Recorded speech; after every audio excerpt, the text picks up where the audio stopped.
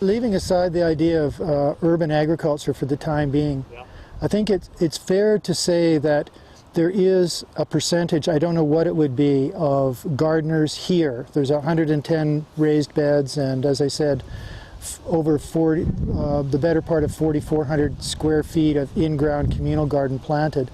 There is a small percentage of gardeners here who rely on the produce that they harvest, but I wouldn't say they depend on it.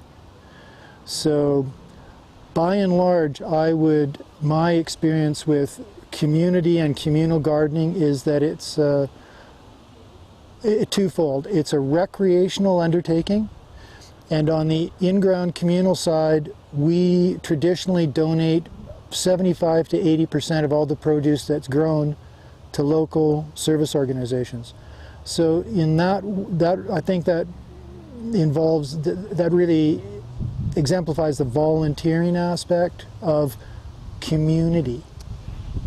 Getting back to the urban agriculture question, I'm not really qualified to say, but allow me to hazard an opinion. I would suggest that urban agriculture is going to have to be seen, that terminology is going to have to find a more common parlance for it to not be looked upon as the province of dilettantes and specialists. I think what we're talking about is, as we mentioned earlier, the family farms moved into town. And what does that mean? It means that I can remember when I first moved to Alberta, in Edmonton, it was quite common to see front yards planted in potatoes. Surprise, surprise, those were Eastern Europeans, Ukrainians, Polish people, and that was just, they just thought it was wonderful that they had a big garden in the front of their house they could plant potatoes in. But for somebody who'd grown up in the suburbs of Winnipeg thinking that the be-all and end-all of urban agriculture was to have a pristine lawn, it was quite a surprise. But I must say it was pretty interesting as well. So, short story, if people take the idea of self-sufficiency and sustainable food and healthy food more seriously, then I think their own self-interest will motivate them to look into community gardening, where if they don't feel they have the requisite skills, they can learn by observation or simply ask. The biggest problem with community gardening that I can see is that it's a surprisingly political experience. It requires, it's not just a bunch of people, it's not just a bunch of gardeners who all agree on what gardening is, first of all. And they certainly don't agree on how it should be done. And consequently, the requirements for managing a community garden are somewhat in the line of managing something like a very small business or a small club, or even a fan club, if you will.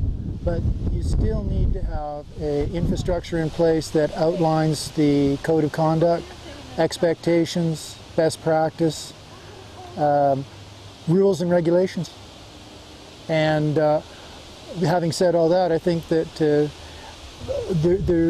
biggest deficit in the community garden that I see right now is the educational it's not a deficit, sorry, I'm being too harsh.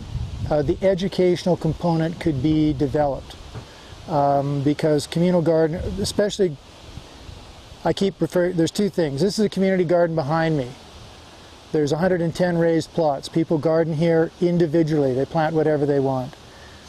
Off to my right is a communal garden. The biggest difference is, other than the communal gardens in the ground, is that you can't plant whatever you want in the communal garden. The communal garden has a planting plan that's developed by, myself presumably, and Kurt in cooperation with other experienced gardeners. But having said all that, and I know I'm getting very tangential here, but one of the things that amuses me most is people often come to me asking for direction. Well, I told you, and I'm very sincere, I'm not a gardener. Like, I have very little gardening to recommend, but I see that there is the people want to, even though it seems very obvious, once you've seen how to do it and you've done it, to get started is it's a hurdle. So urban agriculture, I mean, I think the terminology elevates that hurdle. It makes it seem as though there's something, hey, this is the way I see it. There's no bad farmers because they don't last long. But you can be a bad gardener.